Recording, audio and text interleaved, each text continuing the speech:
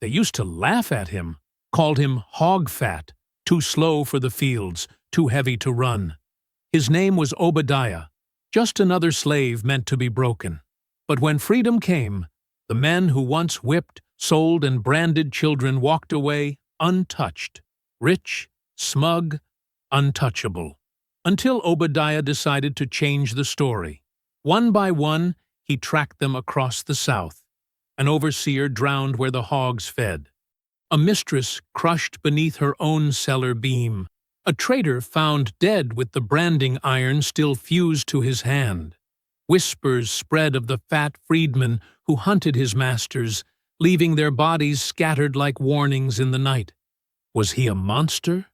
Or the only kind of justice slavery ever left behind? This is the legend of Obadiah, the man they tried to chain, who answered with blood.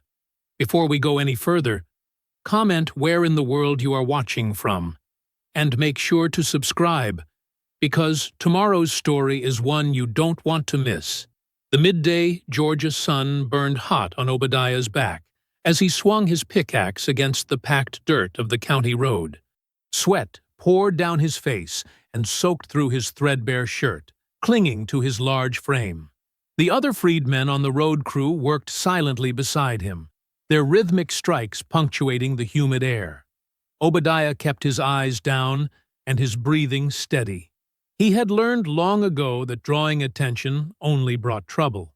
His size had always made him a target, first as a slave, now as a free man trying to earn an honest wage. "Take a rest, boys," called the foreman, a thin white man with red-rimmed eyes. "Water's in the barrel." The men dropped their tools and shuffled toward the water barrel at the edge of the road. Obadiah hung back, waiting for the others to drink first. He was lifting the ladle to his lips when the sound of horse hooves made him freeze. A fancy buggy rolled up the dirt road, kicking up dust that clung to the sweaty skin of the road crew. Obadiah recognized the buggy before he saw its owner. His stomach tightened into a knot. Ezekiel Caldwell stepped down from the buggy, his boots gleaming despite the dusty road. He wore a fine suit and a wide-brimmed hat that shaded his pale face. A smile spread across his thin lips when his eyes landed on Obadiah. "Well, well," Caldwell said, strolling toward the water barrel. "If it ain't my old property." The other men backed away, their eyes downcast. The foreman touched his hat in respect. "Mr. Caldwell, sir, what brings you out to our humble road project?" Caldwell ignored him, his eyes fixed on Obadiah. "Still fat as a hog, I see." He circled Obadiah slowly. "All that food I wasted on you, and what did I get? The slowest worker on my plantation." Obadiah said nothing. He stared at the ground, his massive hands hanging at his sides. "I got papers here," Caldwell announced, pulling a folded document from inside his coat. "County-approved apprenticeship. Says here this man needs proper supervision, being unable to support himself proper-like." The foreman shifted uncomfortably. "He's been working fine for me, Mr. Caldwell." "These papers say different." Caldwell waved the document. "Says he's coming back to work for me. For his own good, of course." Obadiah's heart pounded in his chest. He knew what apprenticeship meant. It was slavery with a new name. Many former masters were using these laws to reclaim the people they once owned. "Obadiah," Caldwell said, his voice hard despite his smile. "Get your things. You're coming with me now." For the first time, Obadiah raised his eyes. He looked at Caldwell's smug face, the face that had ordered him whipped when he couldn't work fast enough, the face that had laughed when they sold his sister down to Alabama. "No, sir," Obadiah said quietly. Caldwell's smile vanished. "What did you say to me, boy?" "I said no, sir. I'm free now." The other workers had backed away further, watching with wide eyes. The foreman looked like he wanted to disappear. "Free?" Caldwell spat. "You're free because we let you be. And now the county says you need guidance." He thrust the papers toward Obadiah. "You'll come with me now, or I'll have the sheriff drag you back in chains." Obadiah looked at the papers, then at the tool shed at the edge of the work site. I need to get my things, he said softly. Caldwell nodded, satisfied. That's more like it. Hurry up, now. Obadiah walked slowly toward the small wooden shed. He could feel Caldwell following close behind, impatient. The door to the shed creaked as Obadiah pushed it open, stepping into the dimness. Tools lined the walls, shovels, pickaxes, and adzes hanging from pegs. Hurry up, Hogfat, Caldwell said, stepping into the shed behind him. I ain't got all day to waste on you. Obadiah turned slowly. His large body filled the small space. Caldwell suddenly seemed to realize how much smaller he was than his former slave. What are you looking at? Caldwell demanded, his hand moving to his belt where a small pistol was holstered. Obadiah reached up and took an adze from the wall. Its wooden handle felt smooth in his palm, its metal head gleaming dully in the dim light filtering through the shed's single window. Put that down, Caldwell ordered, his voice rising. You put that down right now. But Obadiah didn't put it down. Years of pain and humiliation burned through his blood. The names Caldwell had called him, the beatings, the sale of his sister, and now the man thought he could simply take Obadiah's freedom away with a piece of paper. What happened next seemed to unfold in slow motion. Caldwell reached for his pistol. Obadiah swung the adze. The curved metal blade caught Caldwell in the neck, slicing deep. Blood sprayed across the wooden walls of the shed. Caldwell's eyes went wide with shock. He opened his mouth, but only a wet gurgle came out. He clutched at his throat, crimson spilling between his fingers. His knees buckled, and he fell to the dirt floor. Obadiah stood over him, watching as Caldwell's life drained away. The man who had owned him, who had tried to own him again, was dying at his feet. When it was over, when Caldwell lay still, Obadiah set down the adze. He bent and grabbed Caldwell's ankles, dragging the body out of the shed and into the blinding sunlight. The other workers gasped and backed away. The foreman turned white as a sheet. Obadiah pulled the body all the way to the middle of the road they had been working on. He arranged Caldwell so he lay face up, his dead eyes staring at the sky, the wound in his neck visible to all. A warning. Morning light slipped through the cracks of the tavern's wooden walls, casting thin golden lines across the dusty floor. The back room smelled of stale beer and old tobacco smoke. Obadiah sat on a low stool, his large frame making the small room feel even smaller. His eyes were heavy from a night without sleep, his hands still raw from yesterday's work, and from what came after. The door creaked open, and a skinny young white man with ink-stained fingers slipped inside. Samuel, the printer's apprentice, glanced nervously over his shoulder before shutting the door behind him. "Anybody follow you?" Obadiah asked, his voice low and steady. Samuel shook his head. "No, sir. Town's buzzing about Caldwell, though. Some say it was a robbery gone wrong. Others—" He swallowed hard. "Others say it was you." Obadiah said nothing, just watched the young man with calm, patient eyes. Samuel reached into his vest and pulled out a folded piece of paper. "I brought what you asked for." His hands trembled slightly as he handed it over. Obadiah unfolded the paper carefully. 5 names were written in neat script. Overseer Pike Mistress Aurelia Thorne, Silas Thorne, Judge Horace Mayfield, Jacob Lyle. He ran his thick finger over each name, his expression unchanging. These were the people who had owned him, hurt him, profited from his pain, who had sold his kin and laughed at his suffering. "They're all still in the county," Samuel said, shifting his weight from one foot to the other. "After the war, they just changed how they do business. Pike's got a small farm now. The Thorns still have their big house, but they rent the fields out instead of—" His voice trailed off. "Instead of owning people," Obadiah finished for him. The door opened again, and both men tensed. But it was only Preacher Josiah, thin and stooped in his worn black coat. His eyes looked tired, but kind. He nodded to Samuel then turned his gaze to Obadiah. "I heard what happened with Caldwell," the preacher said, closing the door softly behind him. "Word travels fast." "I did what needed doing," Obadiah said. Preacher Josiah sighed and pulled up a crate to sit on. "And now? What's that paper you're holding?" Obadiah handed him the list. The preacher's eyes widened as he read it. "These are all people who owned me," Obadiah cut in. "Who beat me?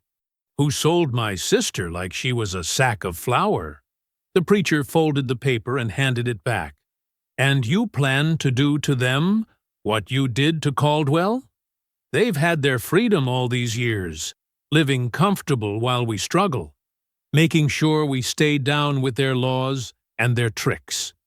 Obadiah's voice remained calm, but his eyes burned.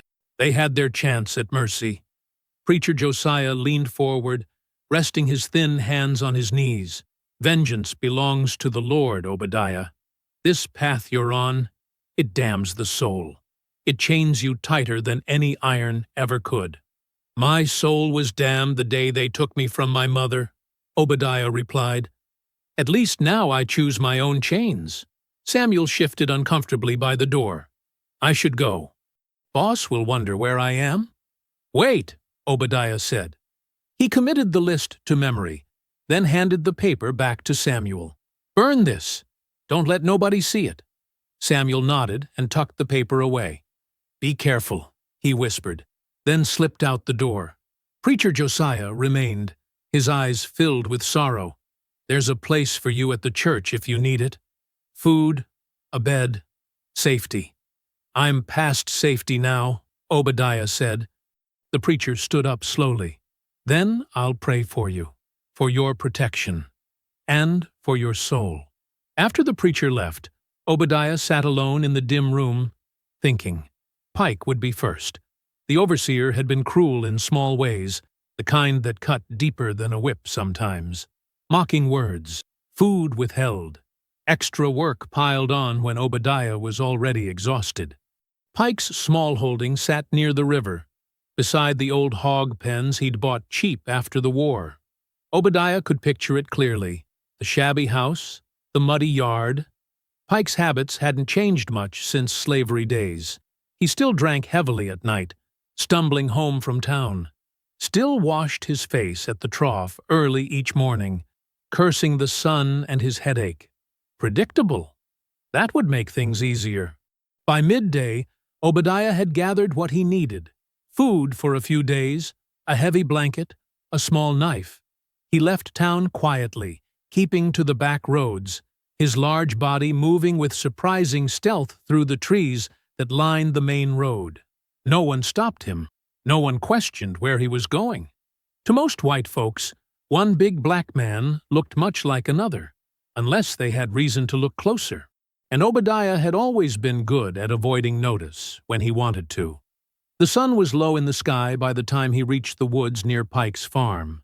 He found a spot among the thick trees where he could see the house, but remain hidden. Settling in, he watched as lamps were lit inside, casting yellow squares of light on the ground outside. Pike was home. Through the window, Obadiah could see him moving around inside, bottle in hand. Some things never changed. As darkness fell completely, Obadiah removed a length of rope from his pack. It was thick and sturdy, the kind used for tying down loads on wagons. He ran it through his hands, feeling the rough texture against his palms. He began to work the rope, pulling it taut and working its fibers, sharpening it against a rough stone he'd brought. The rope would need to be strong enough for what he planned. In the distance, Pike's lanterns flickered through the windows. Soon they would go out, as the overseer fell into his drunken sleep. Then would come morning, and the trough, and the reckoning. "Pike," Obadiah whispered, his breath visible in the cool night air as he continued to sharpen the rope. The name felt like poison on his tongue. Overseer Pike. The lamp in Pike's window guttered once, then steadied. Obadiah kept working the rope, patient as always. He had waited years for this. He could wait a few hours more. 2 nights later, The moon hung half full in the sky, casting just enough light to make shadows dance between the trees. Obadiah crouched at the edge of the woods, watching Pike's small farmhouse. The air smelled of mud and hogs, their snorting sounds carrying through the stillness. On the rickety porch, Overseer Pike sat in a creaking chair, a bottle of whiskey balanced on his knee. He wore the same dirty shirt he'd had on yesterday, suspenders hanging loose at his sides. His face looked sweaty in the dim light of the single lantern beside him. Every few minutes, he would take a long pull from his bottle, then wipe his mouth with the back of his hand. The hog pen lay just 30 yards from the porch.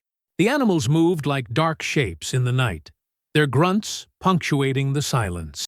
In the center of the pen stood a large wooden trough, its sides stained dark from years of use. Obadiah watched with patient eyes. He had been there since sunset, his large body perfectly still among the trees. In his hands, he held the rope he had prepared, now strong and ready. A cloth sack lay at his feet, containing a hammer, nails, and a board he had carefully prepared. Pike belched loudly and spat into the dirt. "Damn miserable night," he muttered to himself, his words slurring. He took another drink. During slavery times, Pike had always carried a whip. He wasn't as brutal as some overseers Obadiah had heard about, but he was mean in smaller ways. He'd whip a man for working too slow, then mock him when he couldn't work the next day because of the wounds. He'd withhold water on hot days just to watch people suffer. He'd once made Obadiah stand in the sun for hours because he'd dropped a tool. Small cruelties, day after day. Pike stood up unsteadily, stretching his back. He peered out into the darkness, swaying slightly. For a moment, his eyes seemed to fix directly on where Obadiah was hiding, and Obadiah went completely still. But Pike was too drunk to see clearly. He muttered something under his breath, picked up his lantern, and shuffled toward the hog pen. It was his nightly ritual, checking on his prized animals before bed. Obadiah moved then, silent as a shadow. He circled wide, keeping to the darkest patches of ground, until he was behind the pen. Pike stumbled along the fence line, holding his lantern high, talking softly to his hogs. "That's right, my beauties. Getting fat for market day. Worth more than most folks in these parts." Obadiah waited until Pike had his back turned, then slipped over the low fence. The hogs nearest him stirred and snorted, sensing his presence. Pike turned, lantern swinging. "Who's there?" he called, squinting into the darkness. "That you, Jefferson? Told you to stay off my property." Obadiah moved forward, his size making him look like a mountain in motion. Pike's eyes widened as recognition dawned on his face. "You? The fat one from Caldwell's place," he stammered. "What you doing here?" "You remember me," Obadiah said softly. "But my name ain't the fat one." Pike took a stumbling step backward, his hand going to his belt where once a whip would have hung. Now, there was nothing. "Listen here, boy." Obadiah moved faster than a man his size should be able to move. One moment, he was standing still. The next, he was upon Pike, one massive hand closing over the overseer's mouth, the other knocking the lantern away. The light crashed to the ground but didn't go out, casting wild shadows across the pen. Pike struggled, his skinny arms flailing against Obadiah's chest. But it was like fighting against a boulder.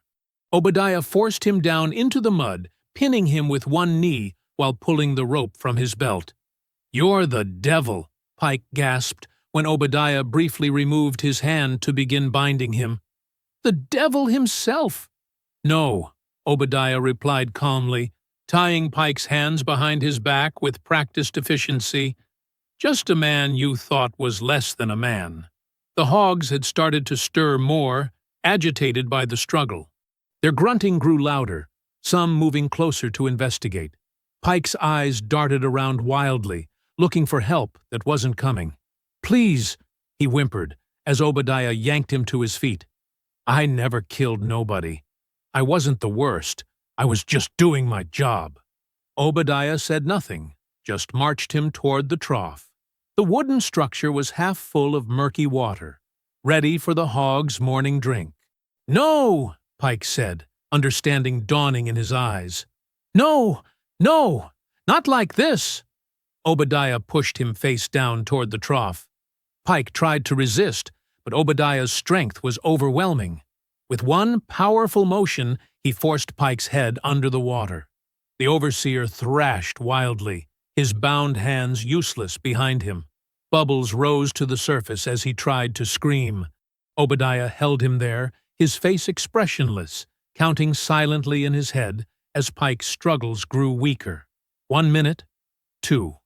The hogs gathered around, curious about the commotion. Their snouts pushed at Pike's legs, at Obadiah's boots. Finally, Pike went still. Obadiah held him under for another full minute before releasing his grip. The body floated face down in the trough, unmoving. From his sack, Obadiah removed the board he had prepared. By the light of the fallen lantern, the words he had carved stood out clearly. "For the whip." He positioned the board above the trough, then hammered it into place with 3 solid strikes. The sound echoed in the night, but no lights came on in the distant neighboring farms. When he was done, Obadiah stood back and looked at his work. Pike's body half in, half out of the trough. The sign above him, stark and clear. The message would be understood. Obadiah gathered his sack, extinguished the lantern, and moved back toward the fence. The hogs had already begun to investigate Pike's body more closely, nudging it with their snouts, squealing with increasing excitement. Dawn was still hours away, but already the eastern sky held the faintest hint of lightning. Obadiah needed to be far from here by first light.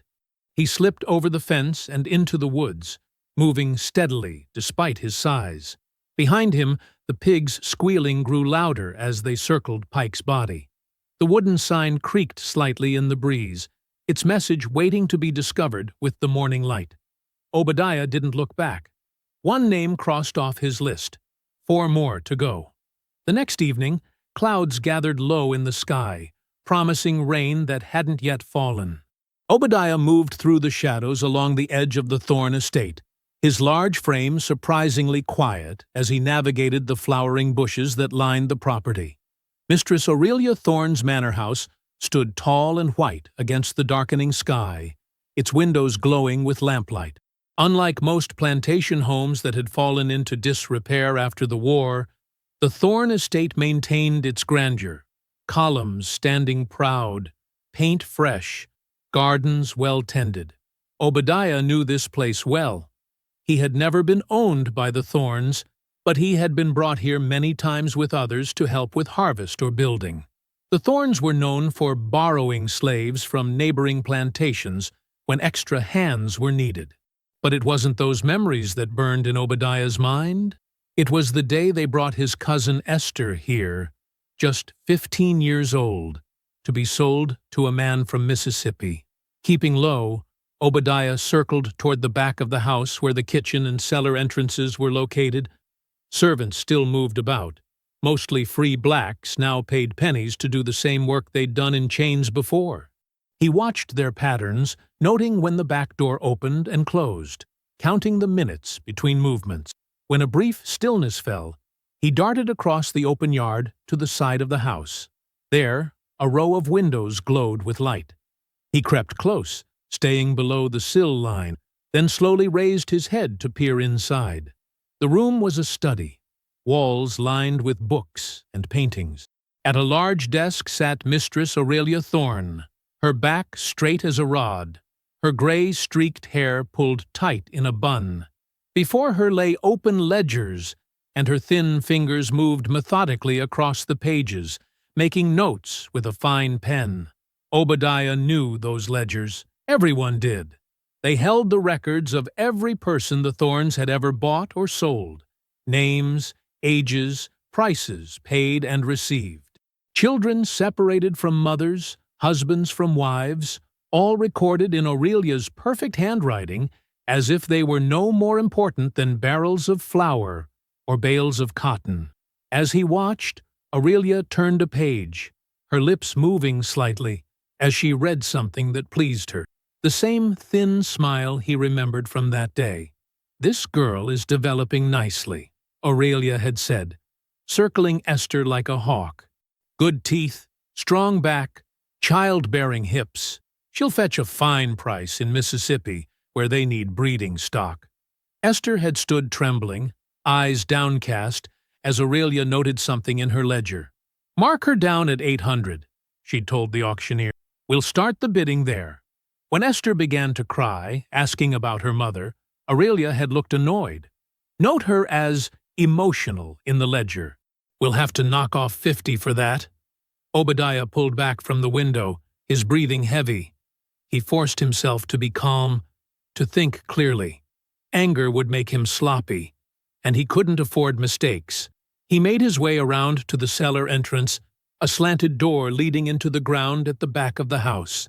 The padlock that once secured it had been replaced with a simple latch. The thorns no longer needed to lock away wine and food from hungry slaves. Carefully, he lifted the door and slipped inside, descending stone steps into darkness. The cellar was cool and smelled of damp earth and wine. Barrels lined one wall, shelves of preserves another. Thick wooden beams supported the ceiling, holding up the weight of the house above. Obadiah moved between the barrels, his eyes adjusting to the dim light that filtered through small ground-level windows. He studied the beams carefully, testing each with his hands, feeling for weak spots. The third beam from the stairs had a slight give to it, a softness in the wood that suggested age and rot. He took out his knife and began to work at the beam, carefully shaving away at its base where it met the dirt floor. He didn't need to cut it through, just weaken it enough that it would give way under the right pressure. When he was satisfied, he wedged a smaller piece of wood beneath it, creating a delicate balance. The beam now stood ready to collapse if disturbed. Then he waited, hidden behind the row of wine barrels. Minutes stretched into an hour. The house above creaked and settled as night deepened. Finally, he heard the kitchen door open and footsteps cross the floor above. Then the cellar door opened and light from an oil lamp spilled down the stairs. Aurelia Thorne descended slowly, one hand holding her lamp, the other lifting her skirts. She wore a black dress with a high collar, her face severe in the lamplight. She moved directly toward the wine rack, muttering to herself about guests and proper pairings.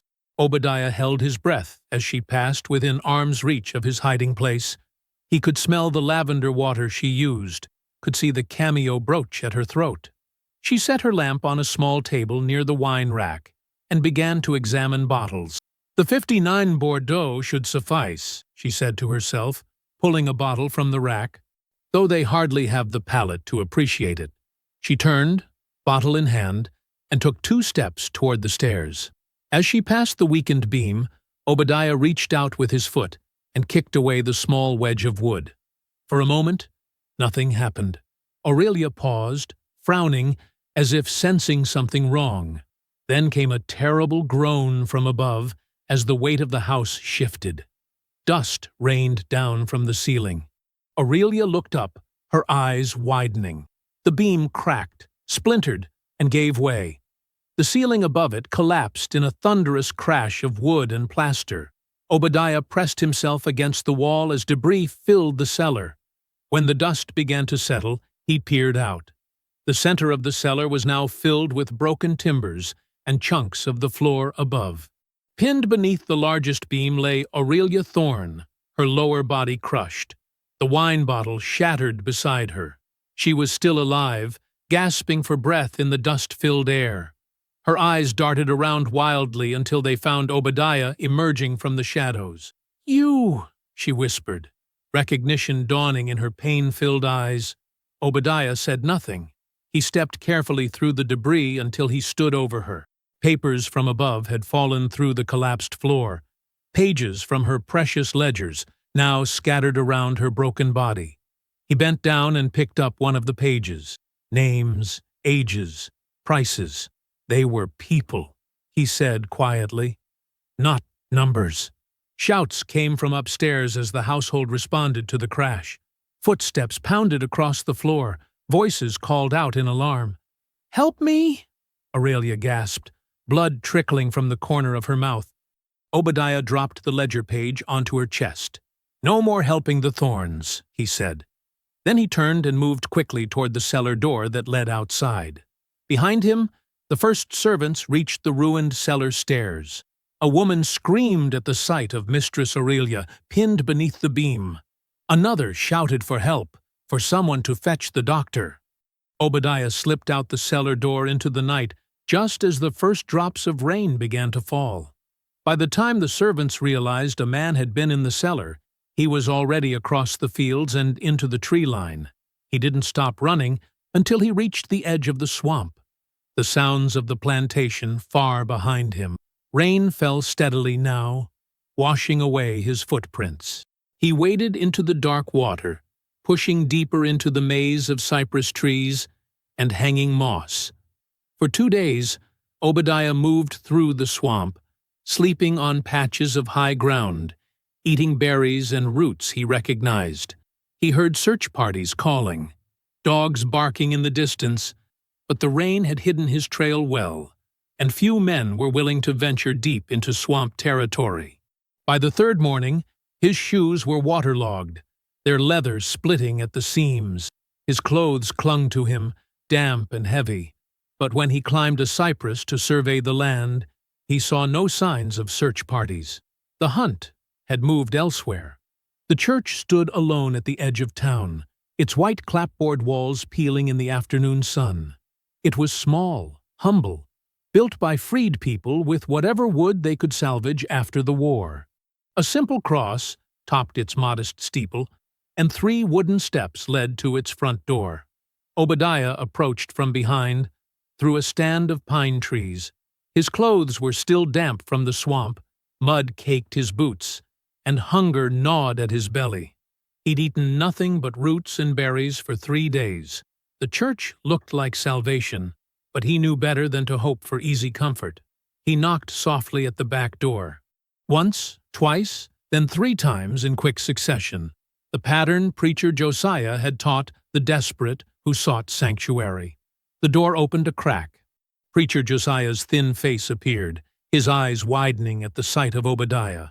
"Lord, have mercy," he whispered. "It is you.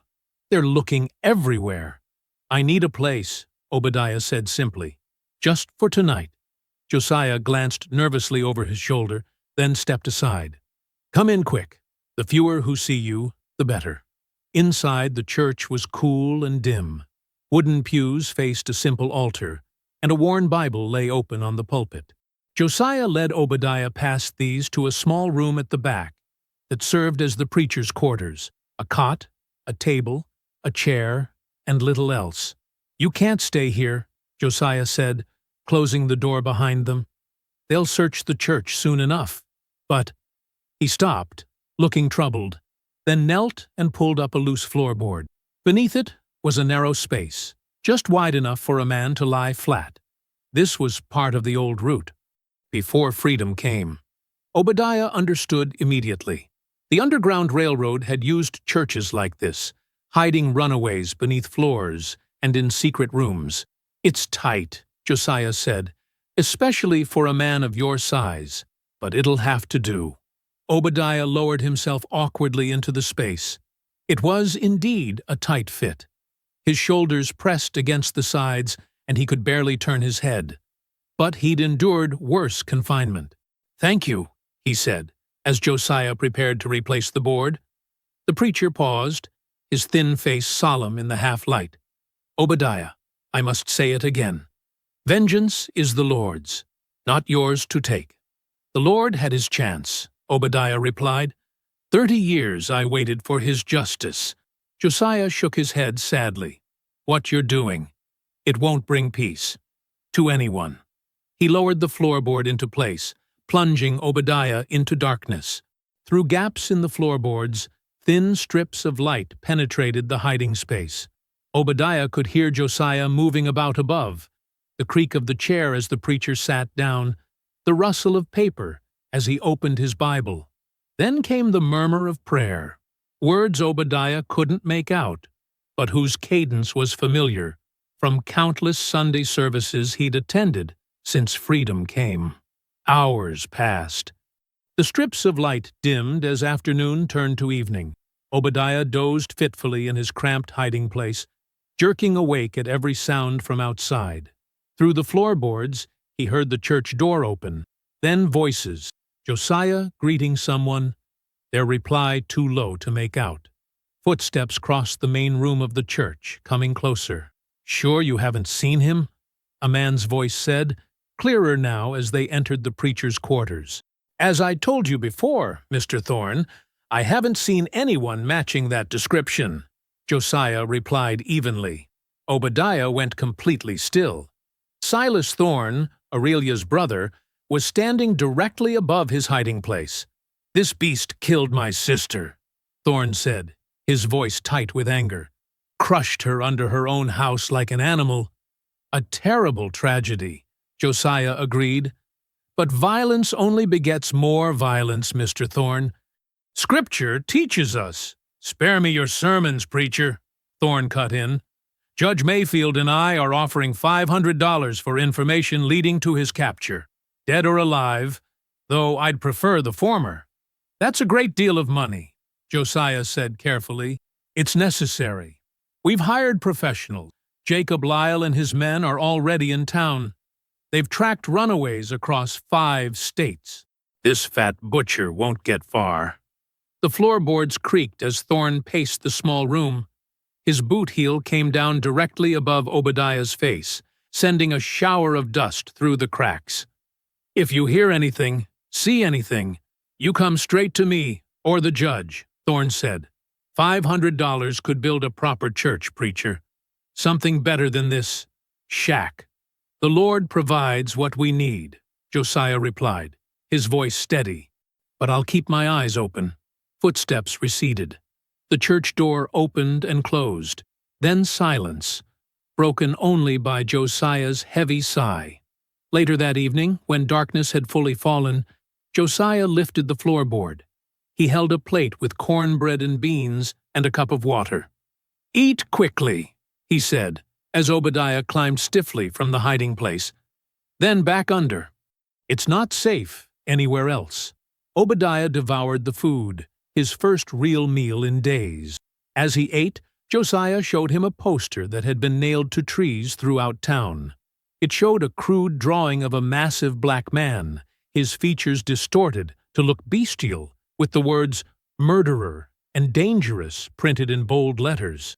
"They're making you into a monster," Josiah said quietly. "Is that what you want to be remembered as?" Obadiah stared at the drawing. "They always saw us as animals. Nothing's changed." Josiah sat beside him, his worn Bible in his lap. He opened it to a marked page. "God will ask what you've done with these hands," he said, touching Obadiah's large, calloused palm. "These hands that could build, that could help, that could heal." Obadiah flexed his fingers, remembering the feel of the adze handle as it struck Caldwell, the rope that bound Pike, the wood he'd carved away from the beam in Aurelia's cellar. "The work isn't finished," he said simply. Josiah's shoulders slumped, as if a great weight pressed upon them. "Then God have mercy on us all." Before dawn, Josiah woke him. "You must go now," he whispered. "Lyle and his men are planning to search every building in town today. The swamps to the east are your best chance." Obadiah nodded, gathering his few possessions. "I won't forget your kindness." "Pray for your soul, Obadiah," Josiah said, gripping his arm. "Before it's too late." The eastern sky was just beginning to lighten as Obadiah slipped out the church's back door. The air was cool and damp with morning dew. He kept to the shadows, moving swiftly despite his size, heading for the tree line. As he passed a large oak at the edge of the churchyard, something caught his eye, a paper nailed to the trunk. Even in the dim pre-dawn light, he recognized his own distorted face staring back at him from the bounty post. $500. Dead or alive? Obadiah reached up and tore the poster from the tree. He crumpled it in his fist, the paper crushing easily in his powerful grip. For a moment, he stood there, looking back at the small church where Josiah had risked everything to shelter him. Then he turned and disappeared into the trees, leaving nothing behind but footprints that the morning dew would soon wash away. Night fell like a heavy blanket over the town. Stars pricked the darkness, but no moon lit the path as Obadiah moved silently through the shadows. His large frame seemed to shrink into itself, melting from tree to fence post to shed corner. Few would believe a man of his size could move so quietly. The smell reached him first, acrid, metallic, unmistakable, heated iron. It hung in the air like a promise of pain, dredging up memories Obadiah had buried deep. The crack of the whip, the sizzle of flesh, the screams that followed. Jacob Lyle's property sat at the edge of town, a small but well-kept house with a workshop attached to its side. Light glowed from the windows, and smoke curled from the chimney. The iron smell grew stronger as Obadiah crept closer. Voices drifted through the open workshop window. Lyle was not alone. Obadiah crouched beneath the sill, listening. "Finest brands in the state," Lyle was saying, his voice rough with pride. "Can't have property walking off without proper marking, can you?" Men laughed. Glasses clinked. "Show us that special one again, Lyle," someone urged. "The flower pattern? That was my masterpiece." Lyle's voice swelled with pride. "Used it on the little ones mostly. Healed prettier, and the mark lasted their whole lives." "Children?" A new voice, hesitant. "Best time to brand 'em," Lyle replied. "Young skin takes the mark clean, and they learn right quick who they belong to." More laughter, though less certain this time. Obadiah's hand closed around the knife in his pocket. His breathing slowed, each breath deep and controlled. He waited. An hour passed. 2. Finally, boots scuffed on the packed dirt outside as Lyle's guests departed. "Come back tomorrow," Lyle called after them. "I'll show you that new design I've been working on." The door banged shut. Obadiah counted to 100, then crept to the back of the workshop. A small window, unlatched, opened under his careful touch. He squeezed through, his bulk barely fitting the narrow opening. Inside, the workshop glowed orange from banked coals in the forge. Tools hung in neat rows on the walls: hammers, tongs, files, and brands. Dozens of them, their handles protruding from a rack, their business ends sporting letters, symbols, flowers, marks of ownership designed to burn into human flesh. Lyle had gone into the house, but Obadiah knew he would return. The forge was still hot, and an unfinished piece of iron lay nearby. The man never left work incomplete. Obadiah moved swiftly now. He adjusted the bellows, rigging them to pump harder when activated. He moved a bucket of water just out of easy reach. He checked the door between the workshop and the house, unlocked, as he expected. Then he settled into a dark corner and waited. It wasn't long before the connecting door opened, spilling lamplight into the workshop. Lyle entered, humming to himself. He was a medium-sized man with arms corded with muscle from years at the forge. His face was weathered, lines etched deep by heat and smoke, but his eyes were sharp and alert. He moved to the forge, poking at the coals, adding fresh fuel. He pumped the bellows once, twice. Obadiah stepped from the shadows. "Jacob Lyle." Lyle spun around, eyes widening. "Who?" Recognition dawned. "You! The murderer!" He lunged for a hammer hanging nearby, but Obadiah was faster despite his size. He caught Lyle's wrist, twisting until the smaller man gasped in pain. "You don't remember me," Obadiah said. His voice was calm, almost gentle. "I was just another piece of property to you." "I don't know what you're talking about," Lyle gasped, struggling against Obadiah's grip. "I never owned slaves." "No, you just marked us like cattle." Obadiah pushed him toward the forge. You branded my cousin, a 7-year-old girl, a flower on her shoulder. Lyle's eyes darted to the door, calculating escape. That was business, nothing personal.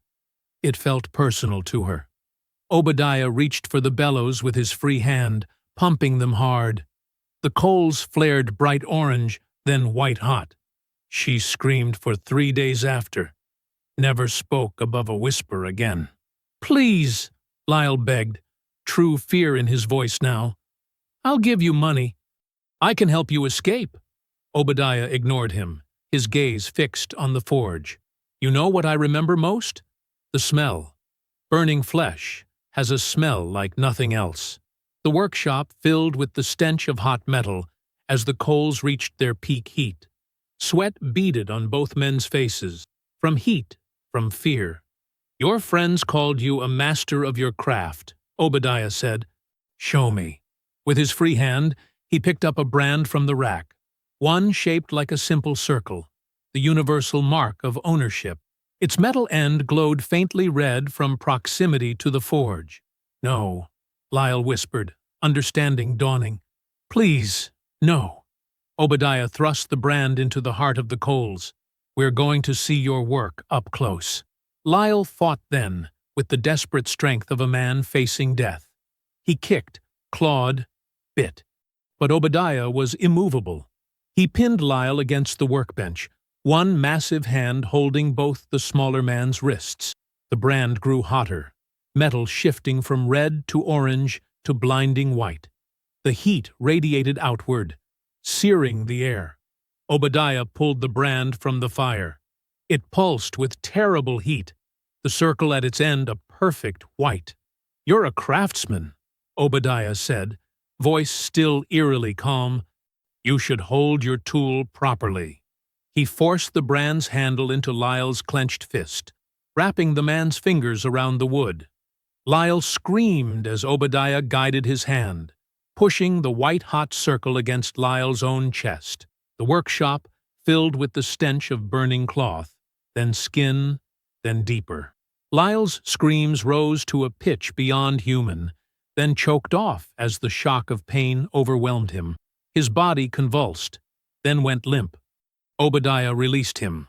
Lyle slumped to the floor, the brand still clutched in his rigid hand, fused to his flesh by its own heat. His eyes stared upward, seeing nothing. The circle brand had burned clean through cloth and skin, marking Lyle with his own symbol of ownership. Obadiah looked down at the dead man, feeling neither triumph nor relief, only a hollow emptiness where rage had been. He opened the workshop door and slipped out into the night. Morning broke clear and cold. Roosters crowed across the town, and smoke rose from breakfast fires. A farmhand whistled as he approached Lyle's workshop, coming to pick up repaired horseshoes. His whistle died when he found the door ajar. The smell hit him first. Burned flesh and hot metal, now gone cold. He pushed the door wider, stepped inside, and froze.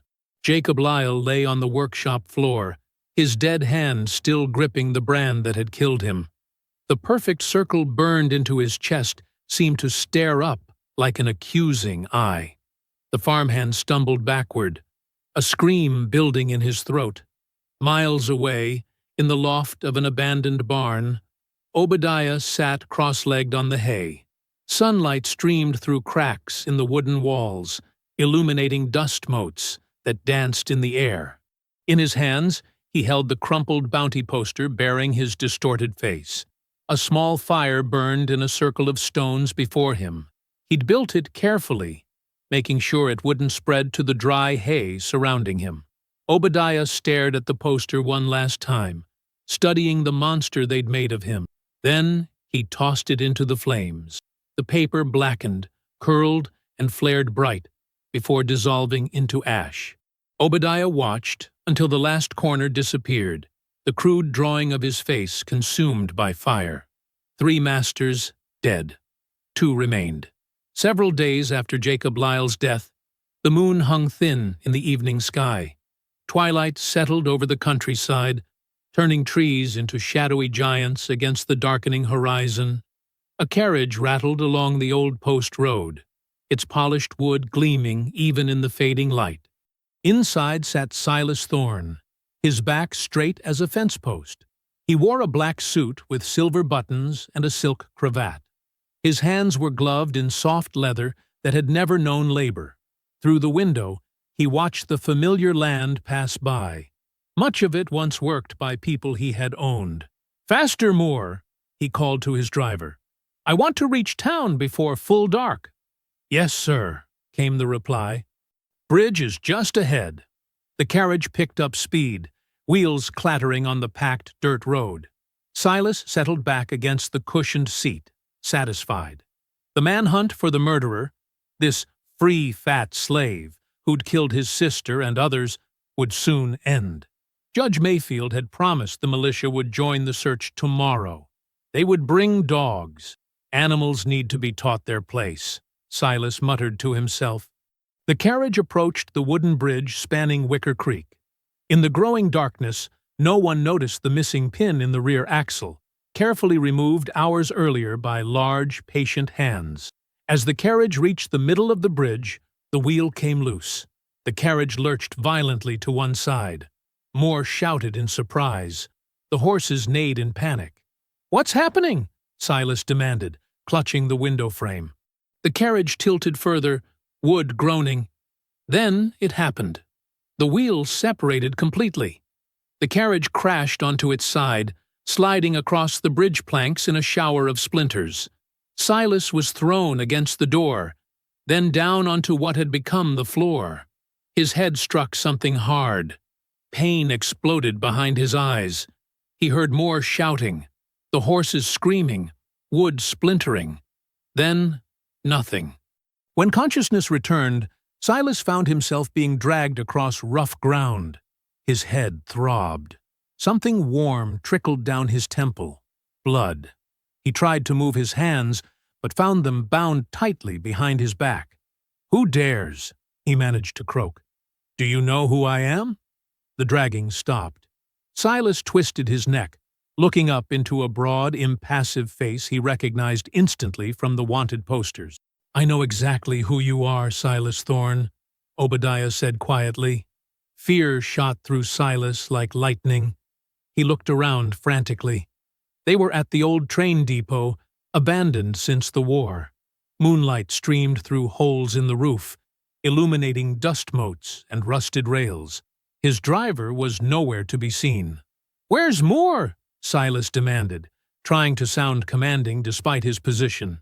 "Running to town," Obadiah replied. "He'll bring help, eventually." Silas swallowed hard. "If you're going to kill me, get on with it." Obadiah crouched beside him, his massive frame blocking the moonlight. "Death is too quick for you, Silas Thorne." "What do you want? Money? I can pay whatever—" "You still think everything has a price," Obadiah interrupted. He reached into his pocket and pulled out a handful of small wooden tags, each with a hole drilled through it. "Remember these?" Silas stared at the tags, recognition dawning. They were auction tags, the kind attached to enslaved people before sale. Each bore a number, some with faded writing. "Those are just business records," Silas said, voice suddenly hoarse. "Business?" Obadiah nodded slowly. "Let's see. This one says, male, 42, field hand. This was Daniel. He died building your father's stone wall." He held up another. "Female, 19, breeding stock, Sarah. She had 3 children by age 22. All sold separately." "That wasn't me," Silas protested. "My father handled—" "And you inherited everything he built," Obadiah cut him off. "You wore fine clothes bought with blood money. You walked proud because others crawled." With methodical patience, Obadiah began threading a length of cord through the holes in the tags. Silas watched, confused at first, then horrified as understanding dawned. "You can't," he began. "I can," Obadiah replied simply. "And I will." He looped the cord, now heavy with dangling wooden tags, around Silas's neck. Each tag clicked against the others, creating a macabre necklace of human inventory. "No!" Silas thrashed against his bonds. "Take them off! I'll have you hanged for this." "You'll have to find me first," Obadiah said. He pulled Silas to his feet and dragged him toward a support beam in the center of the depot. "Please," Silas begged, pride crumbling. "Kill me if you must, but not this." Obadiah positioned Silas against the beam and bound him there, chest out, the tags displayed prominently. He checked the bindings, tight enough to hold, loose enough to breathe. "Death ends shame," Obadiah said. "I want you to live with it." He stepped back, studying his work. Silas Thorne, proud son of a plantation owner, stood bound to a post in an abandoned depot, his fine clothes dirty and torn, blood drying on his face, and around his neck hung the wooden records of human beings his family had bought and sold. "The town will wake in 3 hours," Obadiah said. "They'll find you then. They'll hunt you to the ends of the earth for this," Silas spat. "They're already trying." Obadiah turned to leave, then paused. "Your sister died quick. That was mercy. You get to live with the stares, the whispers. That's justice." "My brother will kill you for this," Silas called after him. "Judge Mayfield won't rest until—" "He's next," Obadiah said simply, and disappeared into the shadows. Silas struggled against his bonds, the wooden tags clacking against each other with every movement. Each sound reminded him of what they represented. Lives reduced to numbers and descriptions. Property. Merchandise. His family's fortune. Through the broken windows of the depot, he could see the eastern sky beginning to lighten. Soon people would be stirring. Soon they would find him. From a hill overlooking the town, Obadiah watched as the first shouts went up. Word spread quickly. People rushed toward the old depot, some out of concern, most out of curiosity. He couldn't hear the exact words, but he could imagine them well enough. "It's Silas Thorne! Look at his neck! Those are slave tags! The fat freedman got him!" Through his father's old spyglass, one of the few possessions he'd managed to keep, Obadiah watched as men cut Silas down. The proud man stumbled, clutching at the tags, trying to rip them away before too many saw. But it was too late. The crowd had already noticed, already understood. Even from this distance, Obadiah could see the burning shame on Silas's face. The man who had never known humiliation now stood bathed in it, his pride stripped away like bark from a tree. By midday, the story would spread throughout the county. Silas Thorne, found bound like property, wearing the very tags his family had used to mark human beings for sale. The message was unmistakable. Obadiah lowered the spyglass. He felt no joy, only a grim satisfaction. 4 down, 1 to go. Judge Mayfield would be the hardest. The judge had power, connections, and now, after this night, a reason to be afraid. He would double his guards, perhaps leave town entirely, but Obadiah would find him. Patience had always been his strength. That, and the ability to carry heavy weights for a very long time. A week passed. The nights grew colder as autumn settled across Georgia. Leaves turned red and gold, then fell to carpet the ground in crackling layers. Obadiah moved through the darkness like a shadow, his large frame surprisingly quiet after years of practicing stealth. He had spent days watching the 2-story house at the edge of town. It belonged to Eleanor Mayfield, Judge Horace Mayfield's widowed sister-in-law. The judge had disappeared after Silas Thorne's humiliation. Some said he'd fled to Atlanta. Others claimed he was gathering militia to hunt down the fat avenger. But Obadiah knew how to draw out even the most cautious prey. Family ties were the strongest bait. He crouched behind a hedge, watching the house. Eleanor Mayfield had left an hour ago in her carriage, dressed in her finest clothes.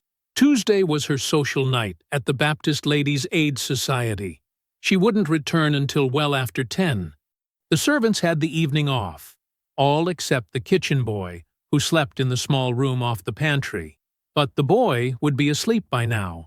No lights showed in the kitchen windows. Obadiah approached the back of the house. The kitchen door's lock was simple. He picked it with a thin piece of metal, a skill learned from watching a locksmith during his enslaved days. The door swung open with barely a creak. Inside, the kitchen was dark and quiet, smelling of baked bread and lye soap. Moonlight filtered through the windows, casting long shadows across the brick floor. Obadiah moved silently toward the pantry, where he planned to leave his message for the judge. A clear warning written in blood on butcher paper. The meat cleaver in his hand gleamed dully in the moonlight. Not for killing, but for slaughtering a chicken from the coop.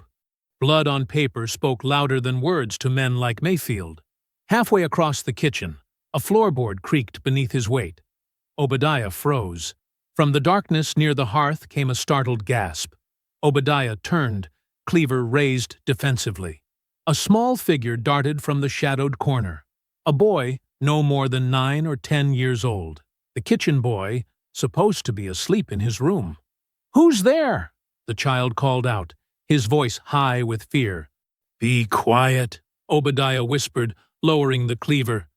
"I'm not here to hurt you." The boy backed away, bumping into the table where an oil lamp sat. His trembling hand knocked against it. The lamp wobbled, then toppled. Glass shattered. Oil splashed across the wooden table and onto the floor. The flame caught immediately.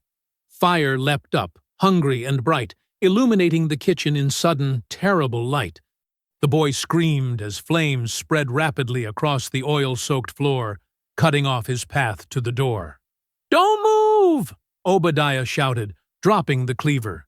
He snatched up a rug, trying to smother the flames, but the fire was too quick, too greedy. It raced up the wooden cabinets and along the ceiling beams. The boy stood frozen, trapped in a circle of spreading flames. Smoke billowed, thick and choking. Obadiah didn't hesitate. He threw himself forward through the fire, feeling his clothes smolder. He reached the boy and scooped him up in one massive arm. "Hold on to me!" he ordered. The child clung to his neck, coughing violently. Obadiah turned to the door, but flames now blocked their path.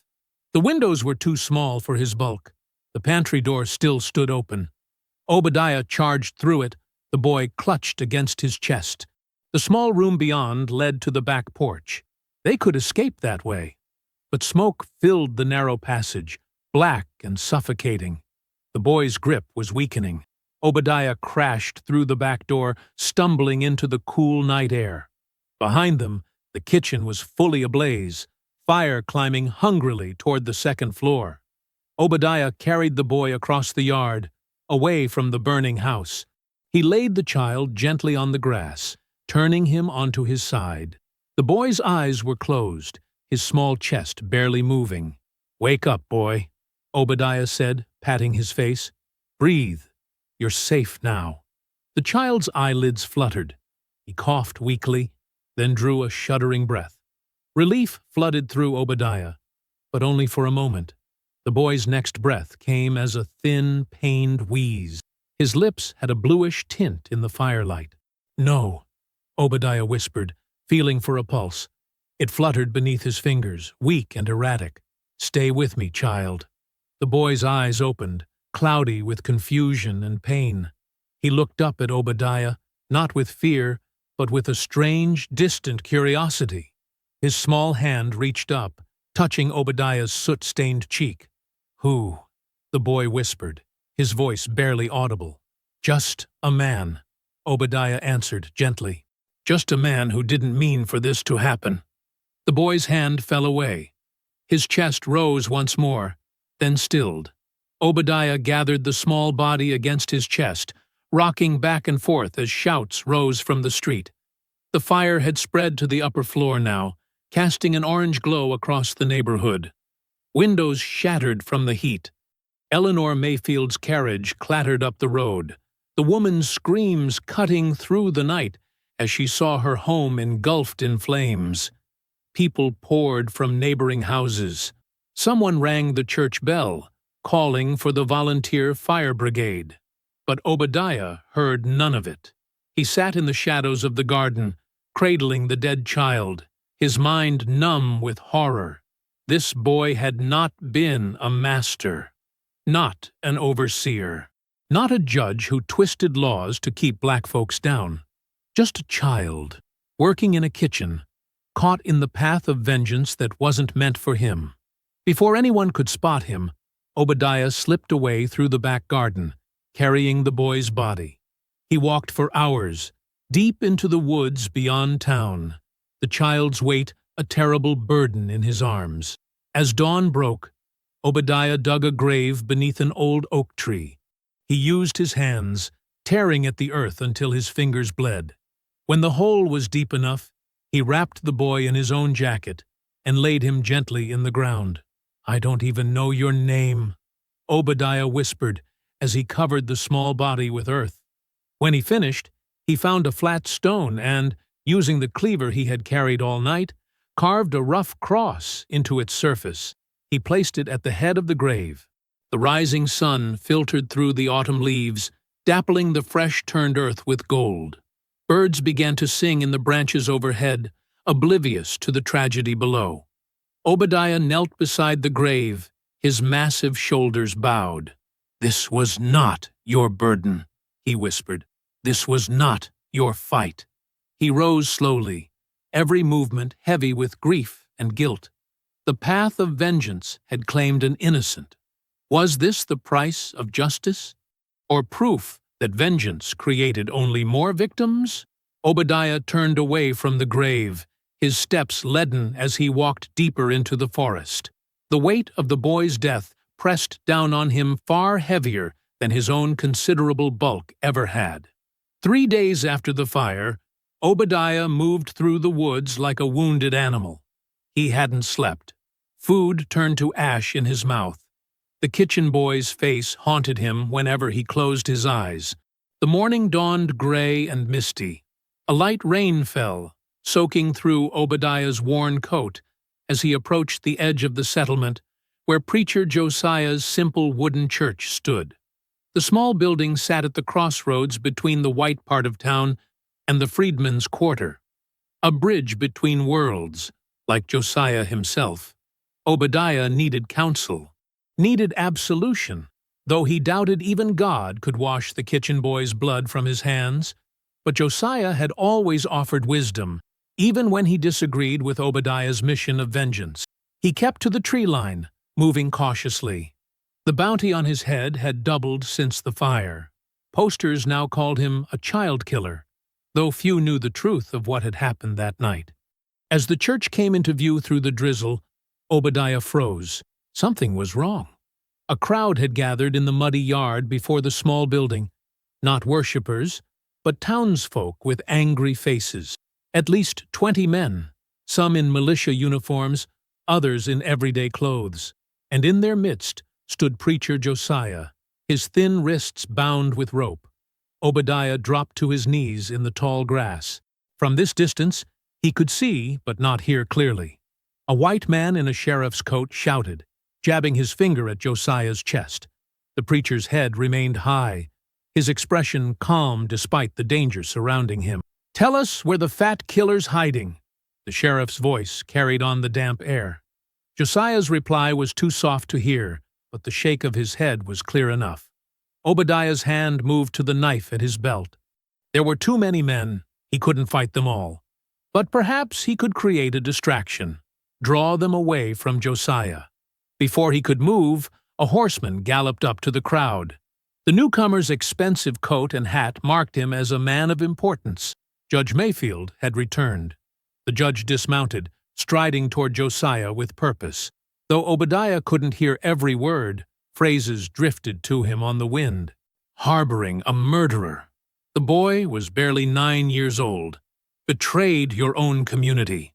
Josiah stood straight, his voice carrying clearly now as he addressed the crowd. "I feed any hungry soul who comes to my door. That is God's law." "You fed a killer," someone shouted. "You knew what he was." "I knew he was a man," Josiah answered. A man seeking justice in the only way he believed possible. Justice! The judge's voice rose in fury. My sister-in-law's house burned, an innocent child dead. That death was not intended, Josiah said, his voice steady. Not all evils are born of evil hearts. A murmur passed through the crowd. Some shifted uncomfortably. Others grew more agitated. He knows where the killer is, someone shouted. Make him tell. The judge raised his hand for silence. Preacher Josiah, he said, loud enough for all to hear, I sentence you as an accomplice to murder unless you reveal the whereabouts of this monster. Josiah looked straight at the judge. I do not know where he is, but even if I did, I would not tell you. Then you've made your choice. The judge turned to the sheriff. Proceed. 2 men dragged Josiah toward a large oak tree beside the church. Others brought a rope with a noose already tied. Obadiah's heart hammered against his ribs. He rose slightly, ready to charge forward despite the hopeless odds. Then came a new sound that froze his blood. The baying of hounds. From the town road, 3 men approached with hunting dogs straining at their leashes. Dogs trained to track human scent. Find the killer's trail, the judge ordered. He can't be far if the preacher's protecting him. Obadiah sank lower in the grass. The dogs would find him in minutes if he stayed. But Josiah, he couldn't leave Josiah to die. The preacher seemed to sense his dilemma. As the men positioned him beneath the tree, Josiah's eyes scanned the tree line. For just a moment, his gaze seemed to find Obadiah in the grass. A slight shake of his head. A final command to stay hidden. The rope went around Josiah's neck. He closed his eyes, lips moving in silent prayer. Obadiah gripped his knife so hard his knuckles whitened, but he couldn't save Josiah. Not against so many. Not with dogs that would track him to ground within the hour. The sound when they hoisted Josiah up was like nothing Obadiah had ever heard.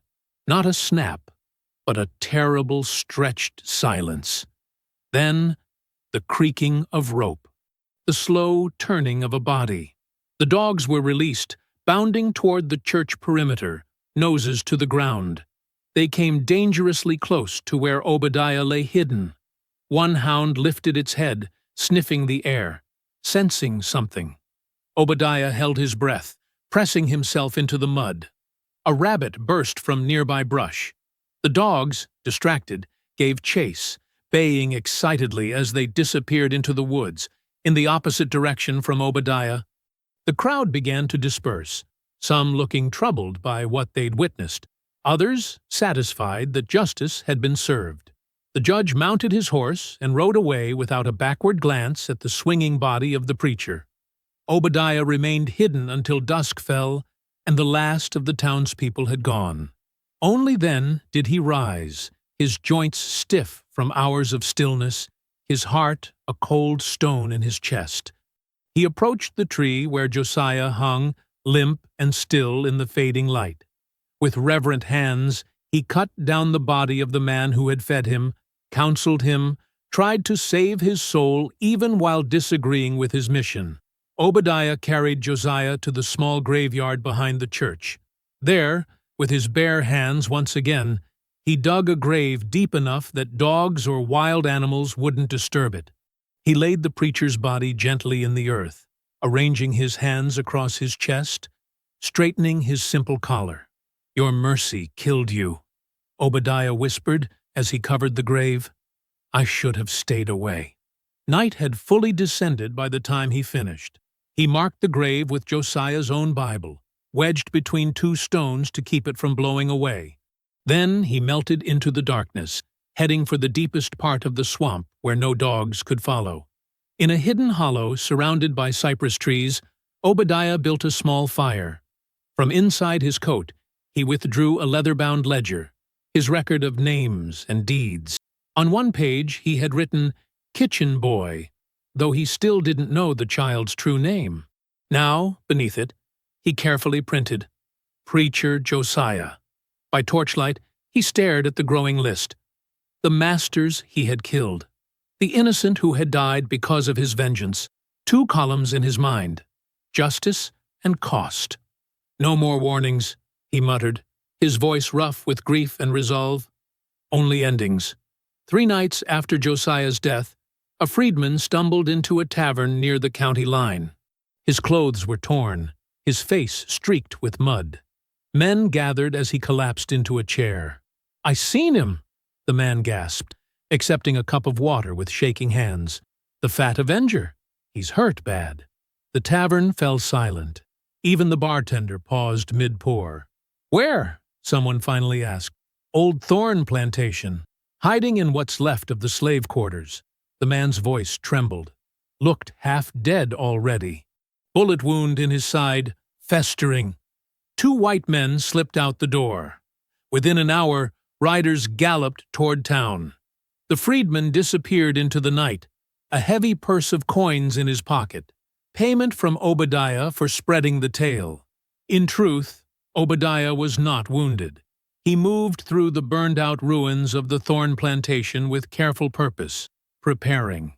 The once grand house had burned during the war, leaving only stone foundations, a half-collapsed wing, and the underground cellars where punishment had been dealt to disobedient slaves.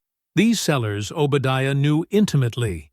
He had felt the lash there, worn chains there, endured days of darkness there. Now he reinforced weak beams, cleared passages, and set his trap. By midnight, he was ready. He settled into a hidden corner and waited. Dawn brought the sound of approaching horses. Obadiah peered through a crack in the wall. Judge Mayfield rode at the front, straight-backed and grim. Beside him, Silas Thorne, face still bearing the shame of the auction tags. Behind them, 12 armed men. Not enough to surround the ruins completely, but enough to feel confident. "Spread out," the judge ordered. "Check the slave quarters first. Remember, we need him alive enough to hang." Silas dismounted, flexing his hand around his pistol. "After what he did to my sister, I'll make sure he suffers before he dies." The men fanned out across the overgrown grounds. 2 approached the main house ruins. Obadiah slipped deeper into the shadows, moving silently despite his size. From his hiding place, he pulled a rope. A crash echoed from the opposite side of the ruins, a barrel he'd rigged to fall. Men shouted, rushing toward the noise. In the confusion, Obadiah circled behind the judge and Silas, who had remained near the house entrance. "Check the cellars," the judge commanded, pointing toward the half-hidden doorway in the foundation. "That's where I'd hide if I were wounded." Silas nodded, drawing his pistol. "You take the south entrance. I'll go in from here." Perfect. Obadiah had counted on their pride, their need to be the ones who captured him. He retreated down a narrow passage, making just enough noise to be heard. Footsteps followed. The judge entered from one side, Silas from the other, each carrying a lantern that cast long shadows across the damp stone walls. "I hear him," Silas called, moving faster. The 2 men converged in the central chamber, once the plantation's punishment room. Iron rings still embedded in the walls. A whipping post, charred but standing. Chains hanging from ceiling beam. "Show yourself," the judge shouted, raising his pistol. "You want justice!" Obadiah's voice echoed from everywhere and nowhere. "So did I." Silas spun, firing blindly into a corner. The shot echoed deafeningly in the enclosed space. From his hiding spot behind a fallen beam, Obadiah threw a heavy chain. It wrapped around Silas's legs, sending him crashing to the ground. Before the judge could react, Obadiah lunged from the shadows. The fight was brief. For all his authority, Judge Mayfield had never faced a man who had nothing left to lose. Obadiah disarmed him with one powerful blow, then dragged both men to the center of the room. "What is this?" the judge demanded, struggling as Obadiah secured his wrists to the wall rings. "You can't." "Can't what?" Obadiah's voice was calm. "Can't chain a man like an animal? Can't decide his punishment without trial?" He tightened the iron around the judge's wrists. "You did worse to better men." Silas thrashed wildly, as Obadiah chained him to the whipping post. "My men will kill you for this. Your men are searching the wrong places." Obadiah stepped back, surveying his work. The judge and Silas, the last of his masters, secured in the very room where they had once ordered slaves beaten. From a sack, Obadiah withdrew oil lamps. He placed them carefully around the room, then opened his ledger. "This is my courthouse now," he said, turning pages. "These are my witnesses." He read names. Slaves who had died under the lash, children sold away, women violated, men worked to death in fields. With each name, he lit another lamp until the room blazed with light. "This isn't justice," the judge spat. "This is murder." "The difference," Obadiah said, "is just who holds the power." He placed the open ledger on the floor. "Today, I do." He walked to the doorway, looking back at the two men struggling against their chains. "Fire purifies," he said quietly, "like the kitchen boy, like Josiah." With deliberate movements, Obadiah knocked over the first lamp. Oil spread across the dry wooden floor. The flame caught, racing toward the next lamp, then the next. "You can't leave us here," Silas screamed, the firelight reflecting in his terrified eyes. Obadiah watched as the flames climbed the walls, catching the rotted beams. "I was left here," he said. "For days, sometimes." He backed away as the heat intensified. The judge's curses turned to pleas, then to screams as the fire reached his feet. Silas thrashed against the post, the chains rattling like some terrible music. Obadiah climbed the stairs, emerging into the morning air. Behind him, the ground-level entrance collapsed in a shower of sparks. The screams below became muffled, then silent as the ruins became an inferno. The armed men, seeing the sudden blaze, rushed back from their search. Obadiah was already gone, slipping away through a passage he'd prepared days earlier, disappearing into the thick woods beyond the plantation. By the time the militiamen could approach the ruins, there was nothing left but ashes, glowing iron, and fragments of a half-burned ledger page fluttering in the heat. Obadiah's revenge was complete. I hope you found that story powerful. Leave a like on the video and subscribe so that you do not miss out on the next one. I have handpicked 2 stories for you that are even more powerful. Have a great day.